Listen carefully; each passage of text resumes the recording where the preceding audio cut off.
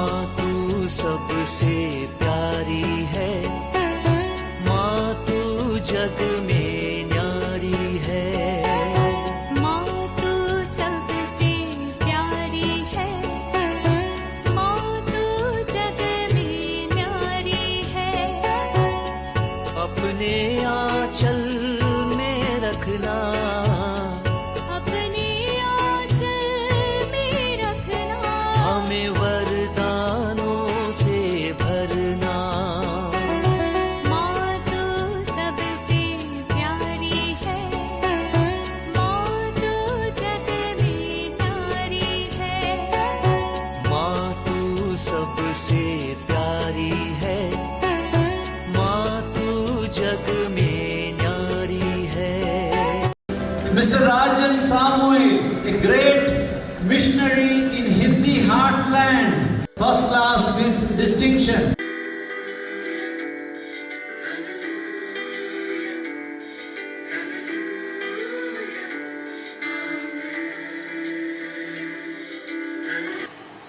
पिता, पुत्र और पवित्र आत्मा के नाम पर आमीन। आप सबों को जय यीशु।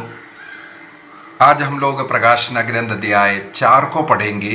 अब तक हम लोग अध्याय 3 तक पढ़ा।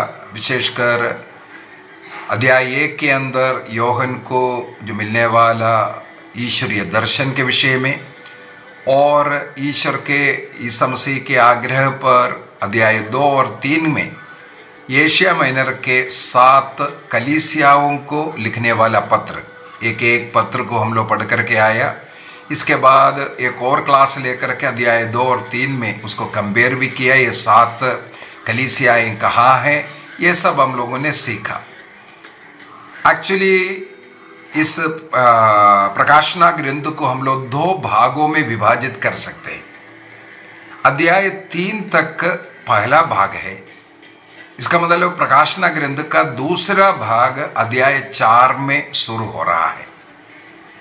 जैसे अध्याय 1 के अंदर योहन को ईश्वर का दर्शन मिला, उसी प्रकार यहाँ अध्याय 4 में भी ईश्वर की आत्मा से आविष्ट होता है और उन्हें स्वर्ग में उठा ले जाता है।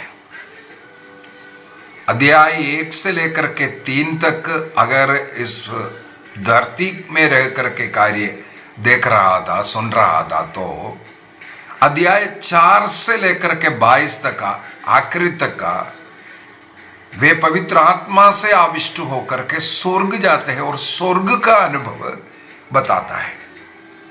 और इस प्रकाशना ग्रंथ 22 अध्यायों का है। इस 22 अध्यायों में सबसे मुख्य 2 अध्याय है, अध्याय 4 एवं 5, क्योंकि इसी के अंदर स्वर्गीय आराधना के विषय में, स्वर्गीय दर्शन के विषय में, और इसी प्रकार पुनः पवित्र तृत्व का दर्शन यहाँ पर हम लोग देख सकते हैं। अध्याय 1 में भी इसी प्रकार योहन को पवित्र तृत्व का दर्शन मिला। यहाँ पर भी हम लोग देखते हैं अध्याय 4 और 5 में स्वर्गीय आराधना, इस पृथ्वी पर हमारा मिस्सा बलिदान, यह कैथोलिक चर्च में जो लिटरजी है, उस लिटरजी को हम लोग देख सकते हैं कि स्वर्गीय आराधना के समान इस धरती का ये लिटरजी को भी बनाया है। अर्थात इस धरती पर विश्वासी गण ईश्वर की आराधना जो कर रहा है, वो स्वर्गीय आराधना के साथ मिलकर के, उनके साथ मिलकर के उस त्रित्वैक ईश्वर की आराधना होता है। तो इस अध्याय 4 को आज हम लोग पढ़ेंगे और वर्ड टू वर्ड इसको समझते हुए जाएंगे। प्रकाशना ग्रंथ सीखने के लिए सबसे उचित तरीका, आप प्रकाशना ग्रंथ का अध्याय 4 को खोल करके आपके सामने रखिए और मेरे वचनों को सुन करके उसको भी पढ़ते जाए, ताकि आपको अच्छी तरह ये समझ में आ जाए। तो हम लोग शुरू कर रहा है। अध्याय 4 ईश्वर का वो दर्शन, पवित्र तत्व का दर्शन, एक स्वर्गीय सिंहासन को दर्शन के साथ है। हम लोग पढ़ना शुरू करते हैं। इसके बाद मैंने एक दिव्य दृश्य देखा। मैंने देखा कि स्वर्ग में एक द्वार खुला है और वह तुर्गी जैसे वाणी जिसे मैंने पहले अपने से बातें करते सुना था बोल रही थी, यहां ऊपर आओ, मैं तुम्हें दिखाऊंगा कि बाद में क्या होने वाला है। इसका मतलब भविष्य में क्या होने वाला है उसको दिखाने के लिए ईश्वर के आत्मा में आविष्ट होकर के संत योहन को उस स्वर्गीय अनुभव देता हुआ, और जैसे पहले अध्याय 1 के अंदर तुरही जैसी जो आवाज मैंने वहां बोला ईश्वर की आवाज, यहां पर भी वही आवाज उन्हें मिल रहा है। और वाक्य 2 के अंदर हम लोग देखते हैं कि मैं तुरंत आत्मा से आविष्ट हो गया। ईश्वर की आवाज आते ही वो आत्मा में आविष्ट होते हैं। इसके बाद का दर्शन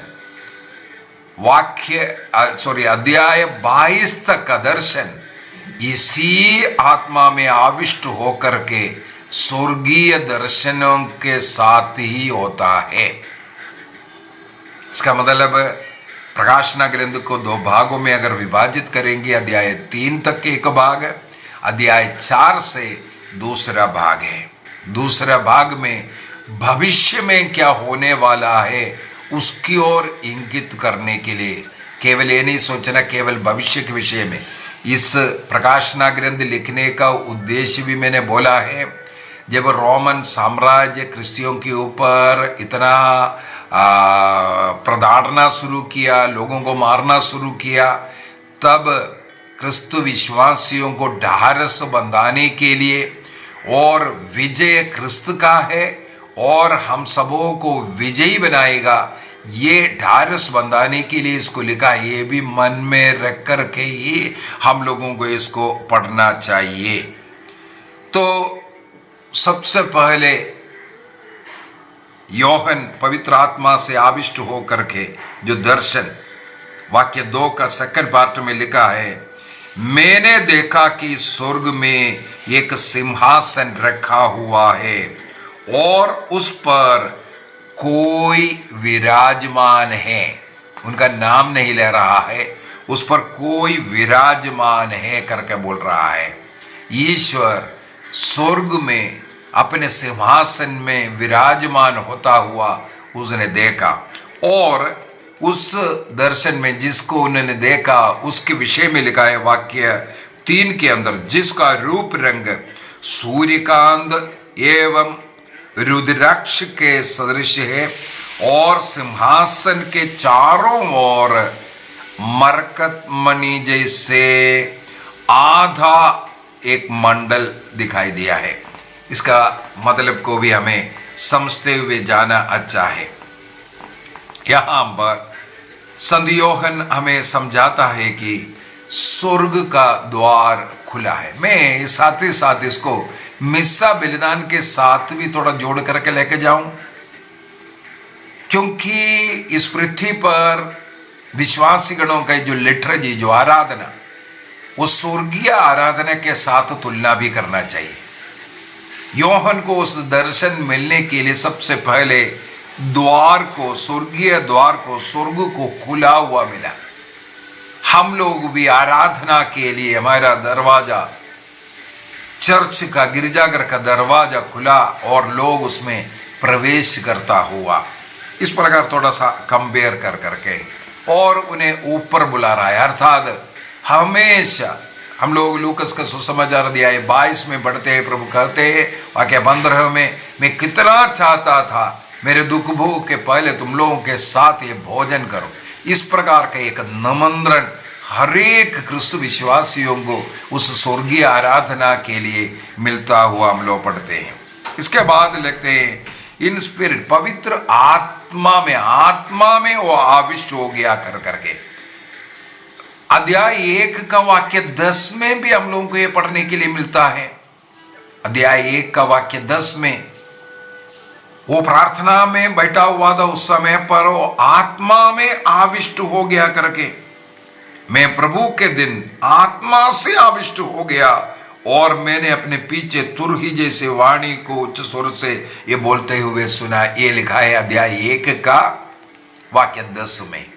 यहां पर भी उसी प्रकार जो पहले जो तुरही जैसे जो आवाज सुना था, उनकी आवाज यहां ऊपर आओ कर करके बोलता हुआ, उसी प्रकार का आत्मा में आविष्ट होना और आवाज को सुनना। स्पिरिट में होने का मतलब निद्रा में गया। कई लोग इसका गलत व्याख्या करते हुए बोलता है वो नींद में सब कुछ देख रहा है। नींद नहीं, अध्याय 1 में भी बोला है प्रभु के दिन अर्थात इतवार के दिन की आराधना के समय पर संत योहन को इस प्रकार पवित्र आत्मा में आविष्ट हुआ है।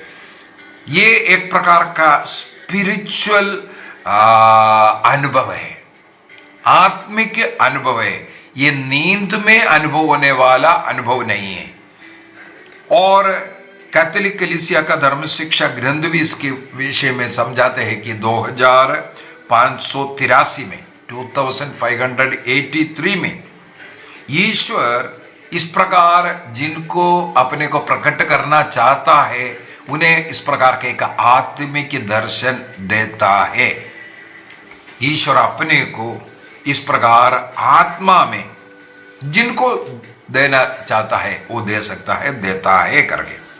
और उसी प्रकार संत थॉमस एक्विनस, उनका सुम्मा थियोलॉजी बहुत ही जबरदस्त है। उनका क्वेश्चन नंबर 12 के अंदर हम लोगों को पढ़ने के लिए मिलता है कि कोई भी मनुष्य अपने नग्न आंखों से ईश्वर का दर्शन नहीं कर सकता। कोई भी मनुष्य अपने नग्न आंखों से ईश्वर का दर्शन नहीं कर सकता। तो योहन ने ऐसा कैसे किया है? ईश्वर ने उनको एक अनुग्रह, आशीष, कृपा, उस आत्मिक अनुभव दिया, तब वो देख पाता है। अभी थोड़ा सा आगे बढ़ते हैं। वाक्य 2 और 3 के अंदर जिस प्रकार एक सिंहासन पर विराजमान एक व्यक्ति को देख रहा है और उनके विषय में लिखा है वो कैसा है, सूर्यकांत एवं रुद्राक्ष के सदृश था उनका रूप रंग बोल करके। यहाँ पर ये जो सूर्यकांत और रुद्राक्ष का मतलब ये है ईश्वर पवित्र है।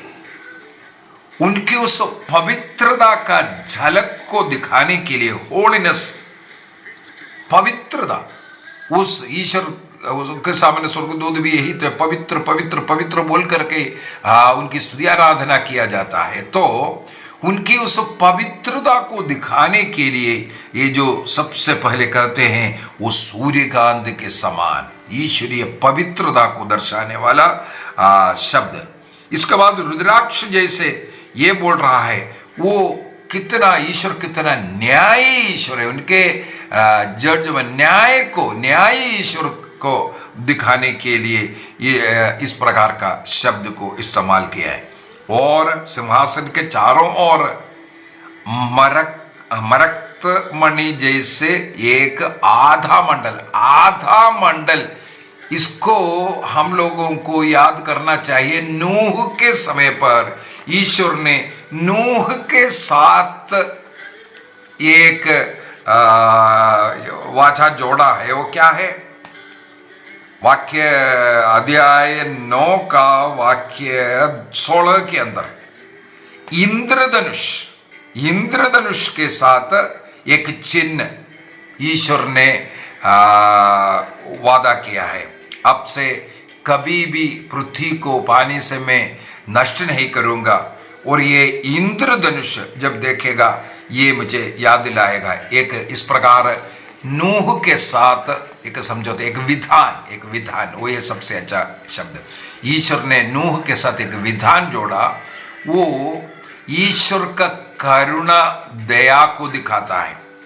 ये इंद्रधनुष मनुष्य को दोबारा नष्ट ना करने के विषय में जो बोल कर देने वाला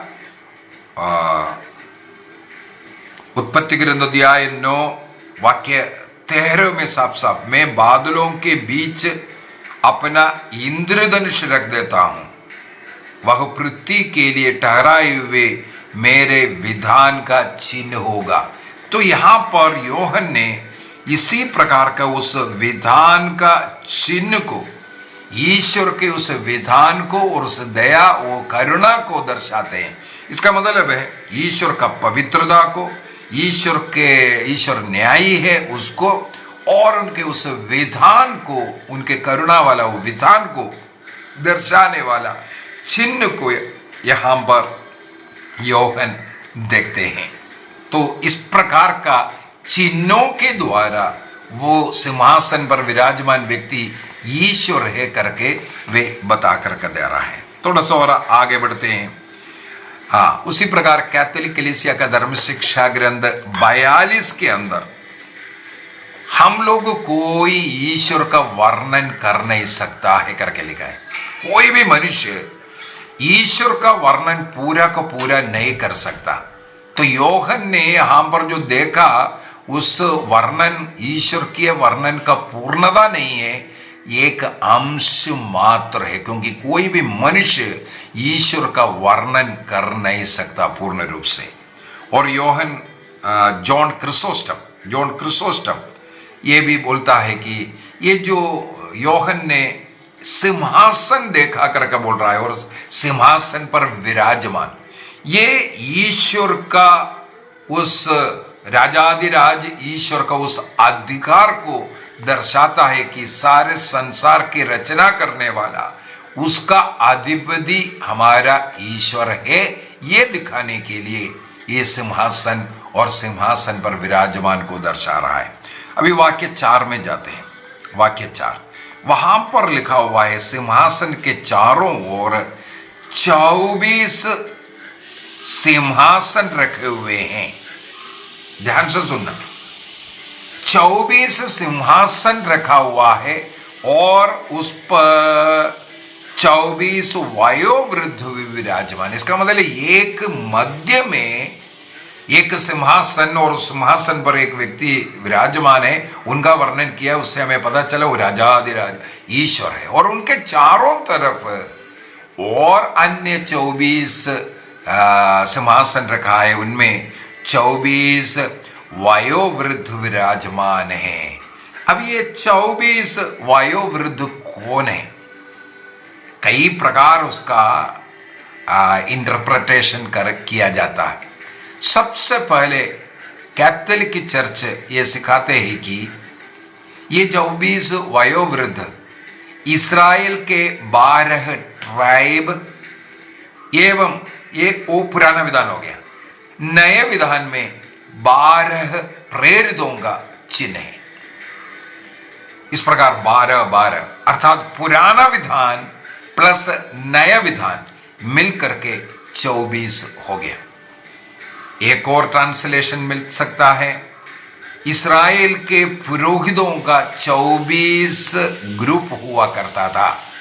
कोई लोग उसकी ओर इंगित करता है, कोई लोग कहते हैं 12 यहूदी ट्राइब और 12 गैर यहूदी, क्योंकि कलीसिया यहूदी गैर यहूदियों का है। इसका मतलब वहां पर विराजमान 24 में यहूदी और गैर यहूदियों को दिखाने के लिए 24 कुर्सियां और वयोवृद्ध बोल रहा है। इस प्रकार कई लोग कई प्रकार से इसको सिखाते हैं, लेकिन हमें अंत में यह समझने की जरूरत है, स्वर्ग में ईश्वर की महिमा में प्रवेश जो लोग, अभी आगे का थोड़ा उनका वस्त्र के विषय में और उनके सिर पर मुकुट के विषय में जो लिखा हुआ उसको भी पढ़ेंगे तो एक अर्थ जो सही रूप से जो कैथोलिक चर्च जो सिखा रहा है उसकी ओर आता है। वहां पर लिखा है वे उजले वस्त्र पहने हैं। उजले वस्त्र बपतिस्मा का प्रतीक है।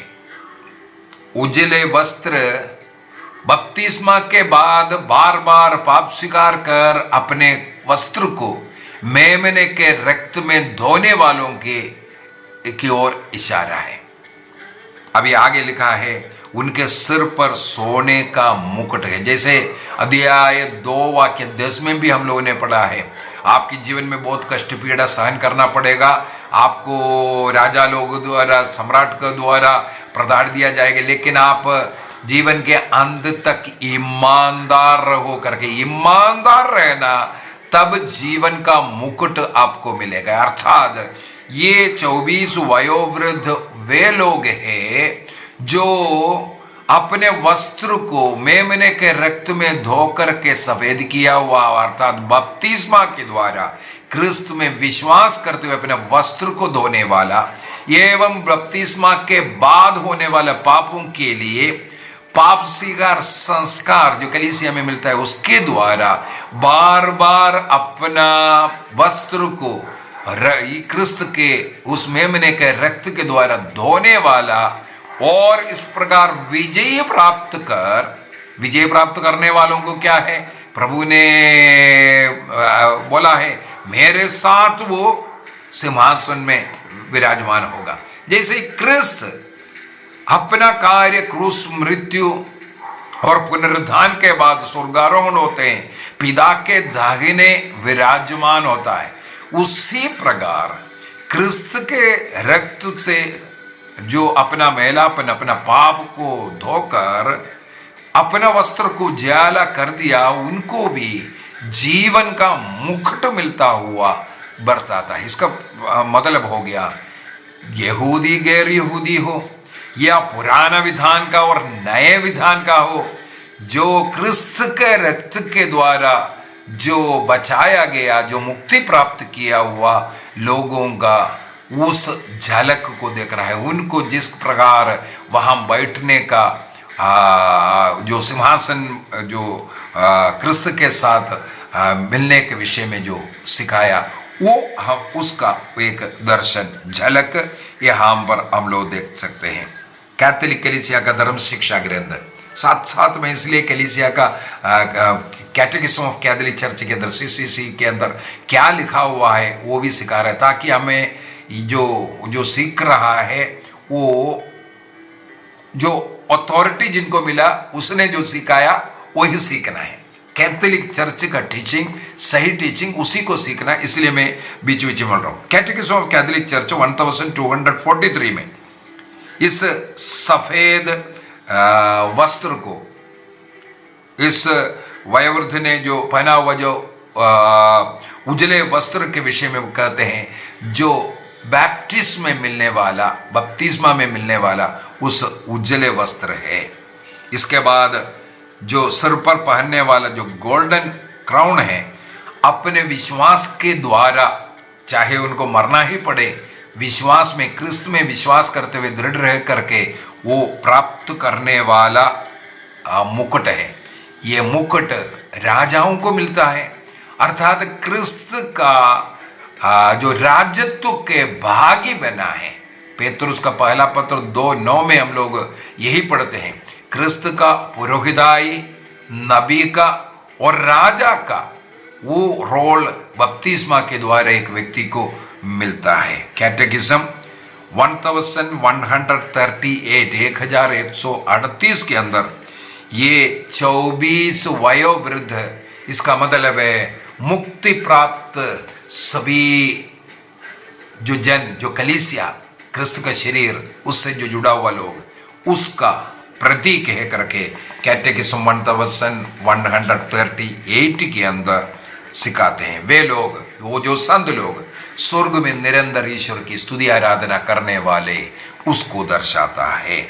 संत बेड द वेनरेबल भी यही कहते हैं, 24 वो संख्या के द्वारा वो फुलनेस ऑफ चर्च को दिखाता है, जो मुक्ति प्राप्त किया हुआ कलीसिया के सदस्यों को। चलते हैं अभी आगे वाक्य 5 में देखते हैं, सिंहासन से बिजलियां, वाणियां और मेघ गर्जन निकल रहे हैं। सिंहासन के सामने आग की 7 मशालें जल रही है, वे ईश्वर की 7 आत्माएं हैं। तो बिजली है, गर्जन है, और साथ ही साथ वहां 7 मशाले हैं और 7 आत्मा के विषय में लिखा हुआ है। यदि हम लोग निर्गमन ग्रंथ अध्याय 19 वाक्य 16 को पढ़ेंगे, एक्सोडस चैप्टर 19:16, वहां पर भी मूसा को ओरेब पर्वत पर जो ईश्वर का दर्शन, वहां पर भी इसी प्रकार का बिजली गर्जन ये सब दिखाया था। इसका मतलब है ईश्वर के उपस्थिति को दर्शाने के लिए इस प्रकार का वर्णन किया हुआ है।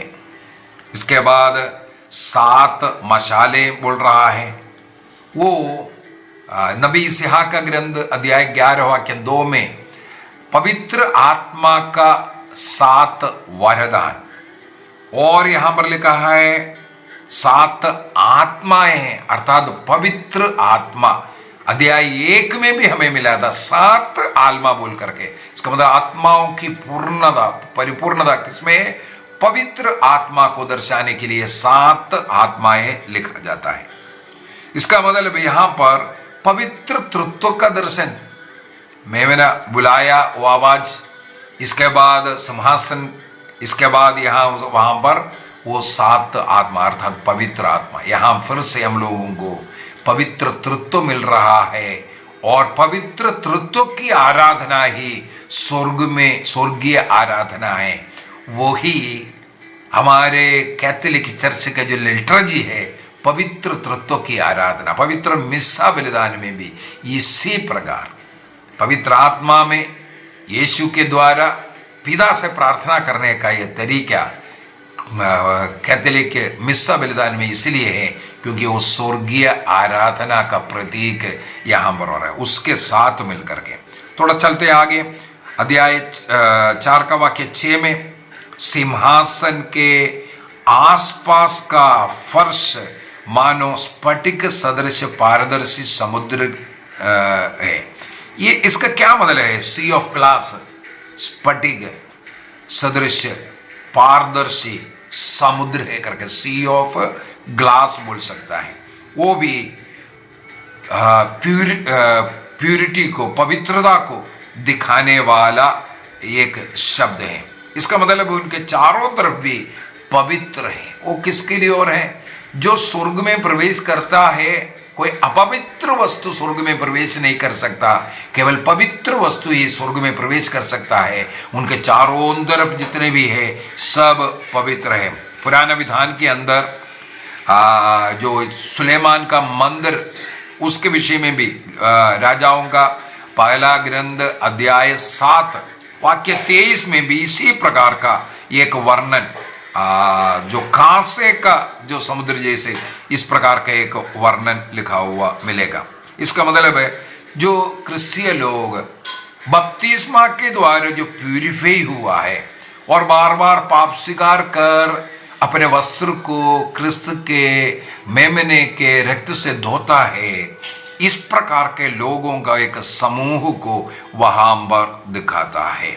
और थोड़ा सा आगे बढ़ते हैं, वहां पर लिखा है बीच में सिंहासन के आसपास 4 प्राणी है, वे आगे और पीछे की ओर आंखों से भरे हुए हैं। अब इसके बाद वाक्य 7 के अंदर उन 4 प्राणी कैसे दिखता है। पहला प्राणी सिंह के सदृश। देखो ये 4 सुसमाचार के विषय में है, 4 सुसमाचार। सिंह किसका चिन्ह है? मत्ती का सुसमाचार का चिन्ह है सिंह। इसके बाद दूसरा सांड और लूकस के सुसमाचार। इसके बाद तीसरा मनुष्य जैसे मार्कुस का सुसमाचार, और प्राणी एक गरुड़ जैसे वो संत योहन का सुसमाचार के समान। इस प्रकार चारों सुसमाचार को यहां पर दर्शाते हैं। जैसे याकूब के भविष्यवाणी में यूदा के सिंह के विषय में बताया हुआ, उसके अनुसार मार्कुस ने, मैंने शायद पहले जो सिंह को मत्ती बोला, सिंह को मार्कुस के अंदर, क्योंकि उस जो यूदा वंशी सिंह के रूप में वर्णन करने वाला व्यक्ति मार्कुस है। इसका मतलब है जो प्राणी, पहला प्राणी जो सिंह के समान है वो मार्कुस है, और दूसरा सांड वो बेली, वो लूकस के सुसमाचार में पुरोहिताई का और बेली का वर्णन किया हुआ है, इसीलिए सांड का जो चिन्ह है वो लूकस का सुसमाचार है। तीसरा मनुष्य, मनुष्य के रूप में जो मानव पुत्र के रूप में ये सब जो वर्णन करने वाला मत्ती का सुसमाचार, मत्ती के सुसमाचार में सबसे ज्यादा बार मानव पुत्र मानव पुत्र मानव पुत्र, ये क्यों मत्ती ने यहूदियों को, जो यहूदी क्रिश्चियन लोगों को ये लिखा है, तो यहूदी लोगों में जो पुराना विधान का जो मानव पुत्र का दानियल के ग्रंथ का जो दर्शन है उसको बताने के लिए अधिक मानव पुत्र का शब्द इस्तेमाल करने वाला मत्ती, इसका मतलब मनुष्य जैसा चेहरे वाला मत्ती का सुसमाचार का प्रतीक है।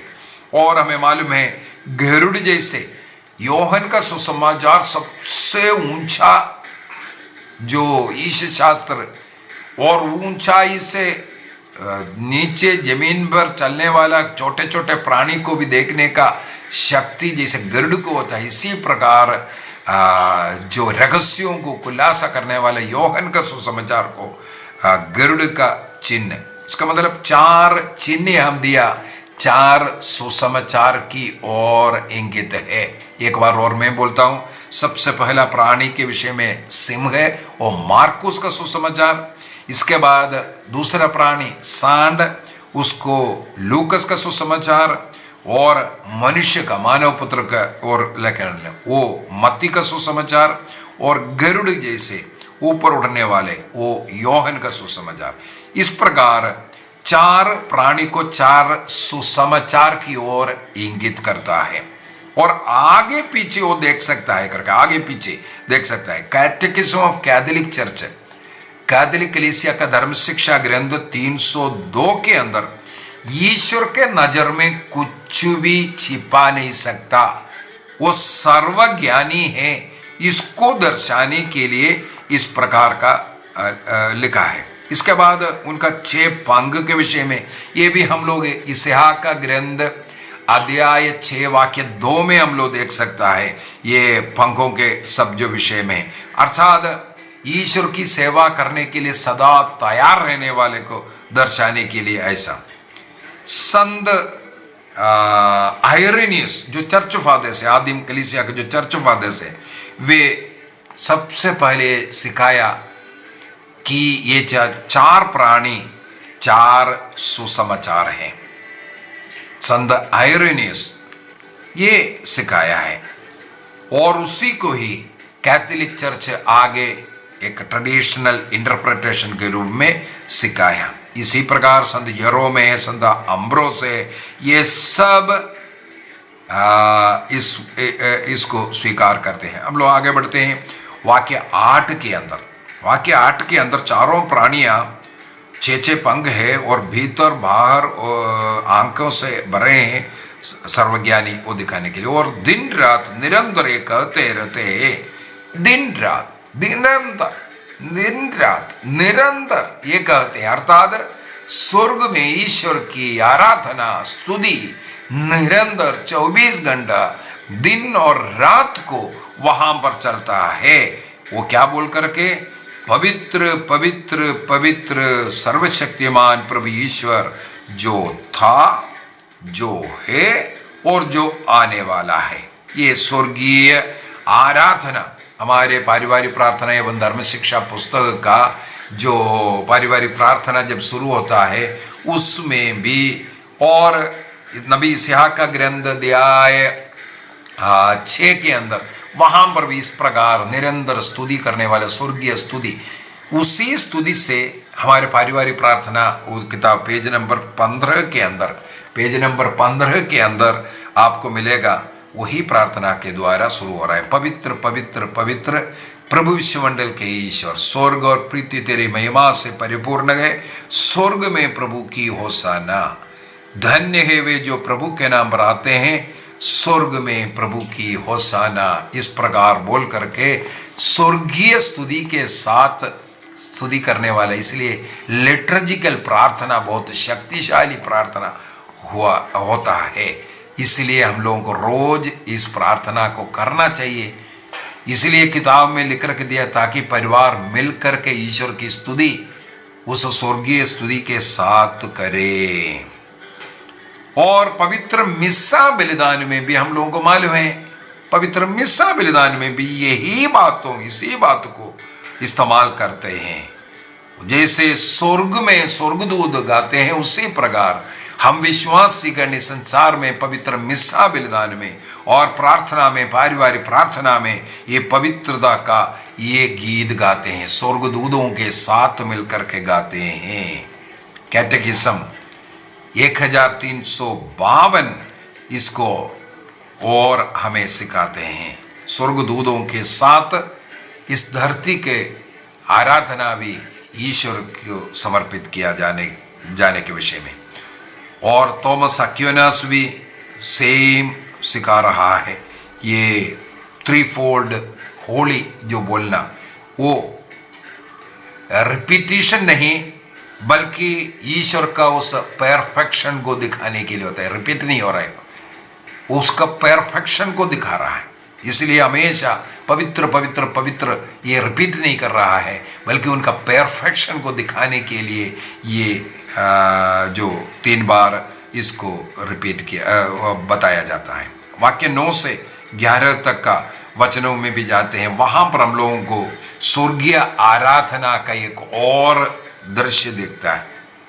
जब जब प्राणी सिंहासन पर विराजमान युग युगों तक जीवित रहने वाले को महिमा, सम्मान और धन्यवाद देते हैं, तब तब इन 24 वयोवृद्ध अर्थात विश्वासियों का संतों का समुदाय सिंहासन पर जो विराजमान को दंडवत करते हैं, युग युगों तक जीवित रहने वाले की आराधना करते हैं और यह कहते हुए सिंहासन के सामने अपने मुकुट को डालते हैं। अर्थात जब जब इन प्राणियाम प्रभु की स्तुति आराधना करते हैं, उनके साथ मिलकर के सब संत लोग भी ईश्वर की आराधना, स्तुति, प्रार्थना, निवेदन करते हैं। और क्या करते हैं? वो दंडवत करते हैं।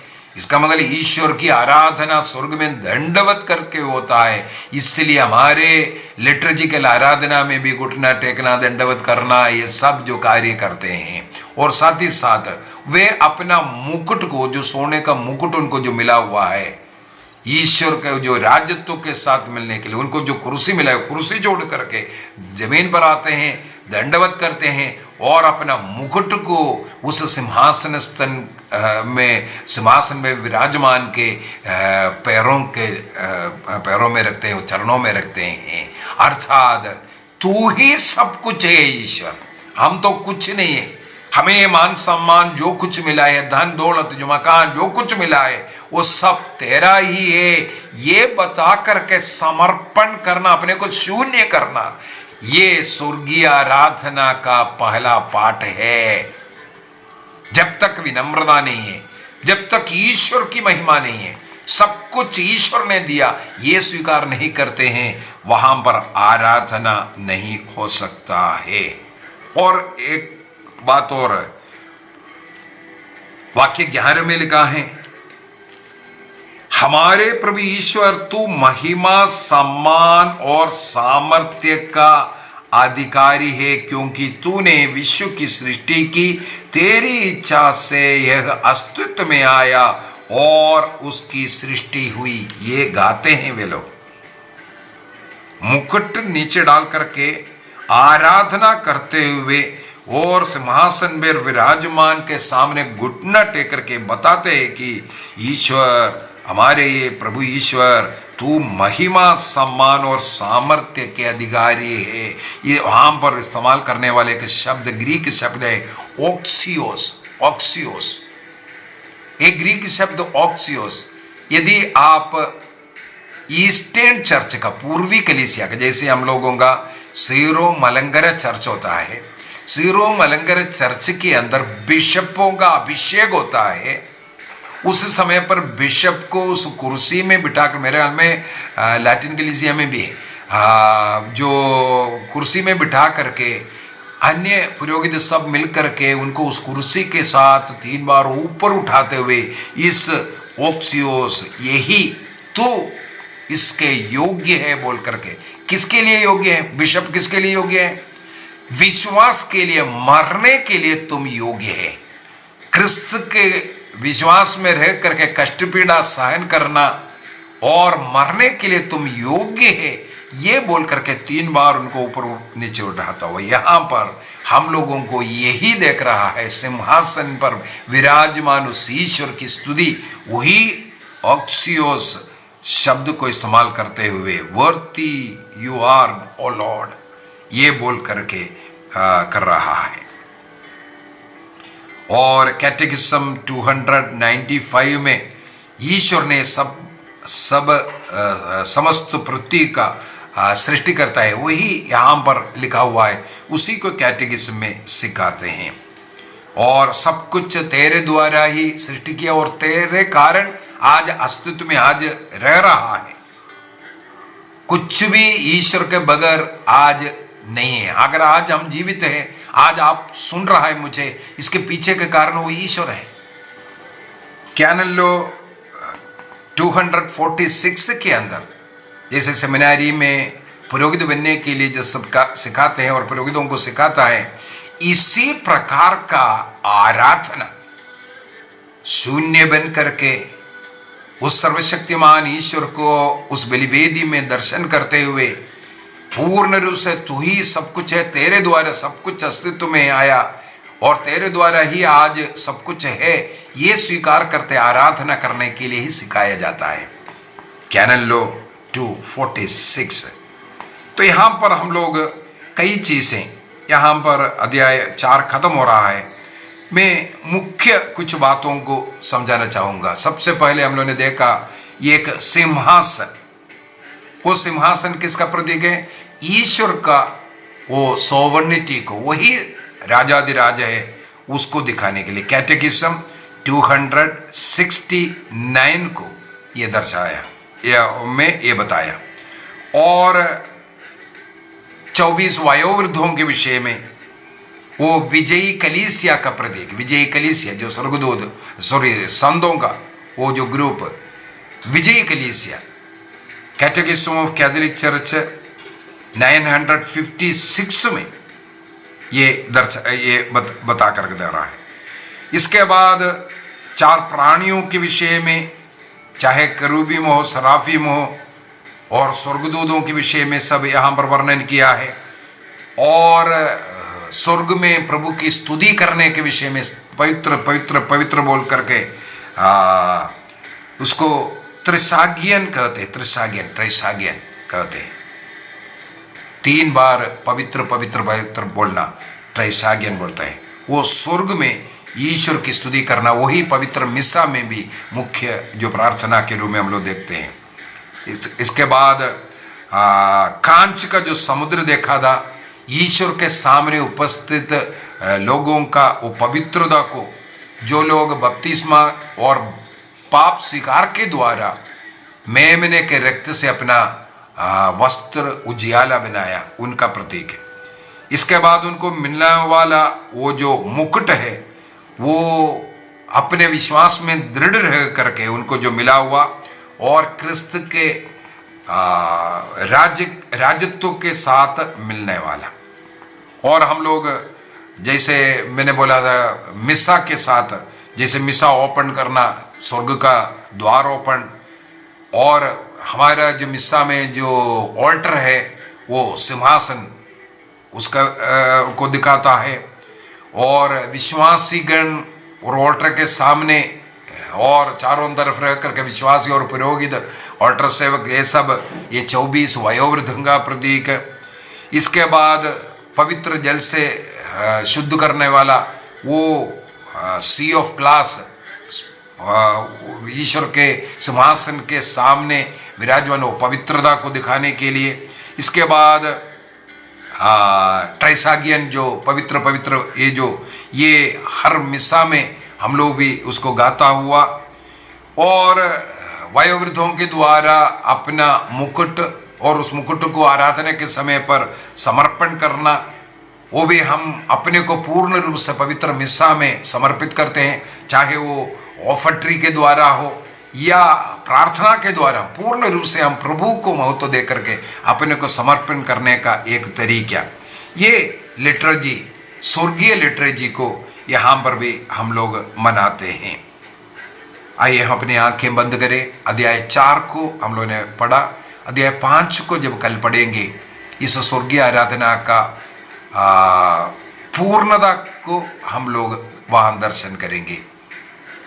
ये स्वर्गीय आराधना किस प्रकार उसका क्लाइमैक्स में पहुंचता है, डॉक्सोलॉजी जिसे हम लोग कहते हैं, उस आराधना का क्लाइमैक्स कल अध्याय 5 के अंदर हम लोग और देखेंगे।